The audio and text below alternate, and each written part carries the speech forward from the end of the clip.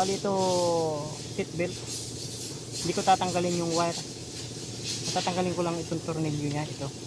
Saka ito yung sensor niya, hindi ko tatanggalin yung wire niya, basta di ganyan lang, tornilyo lang, para hindi magkaroon ng problema. Itong kustiya pasok, center post. Ginagawa ko guys, ito yung running board ng Jeep Cherokee. Yan, pumasok yan, kaya kailangan gamitan ng puller dent. Ito yung ginagamit kong puller dent. Ito.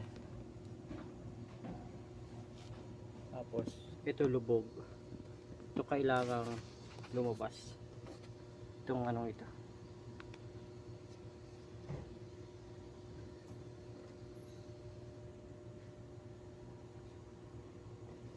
Ito. Yan.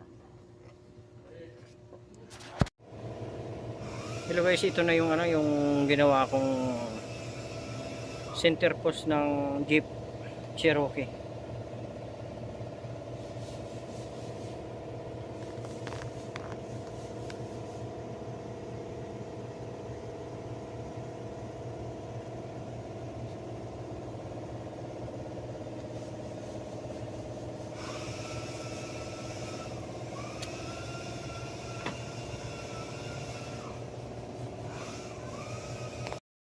Ito yung ginagawa kong ano, Grand Cherokee. Ito yung ginawa kong Grand Cherokee. Yung ang center post aking ni-repair. Ayan ang kinalabasan. Bali nagpalit ng dalawang pinto. Saka ni-repair ang running board.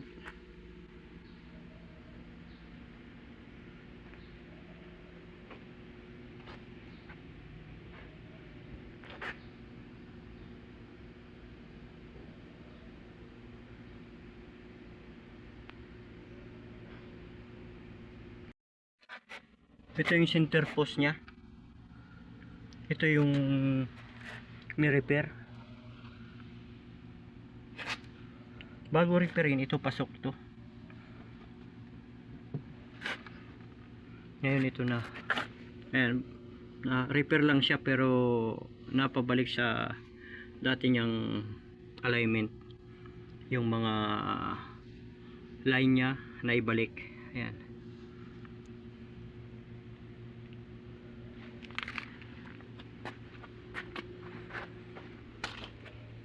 Dito sa kakahulihan, ito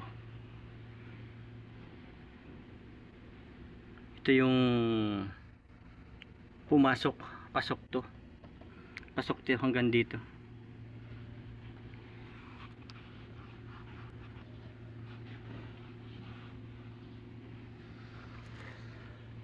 So, hanggang dito na lamang ang ating vlog sa Jeep, sa Grand Cherokee.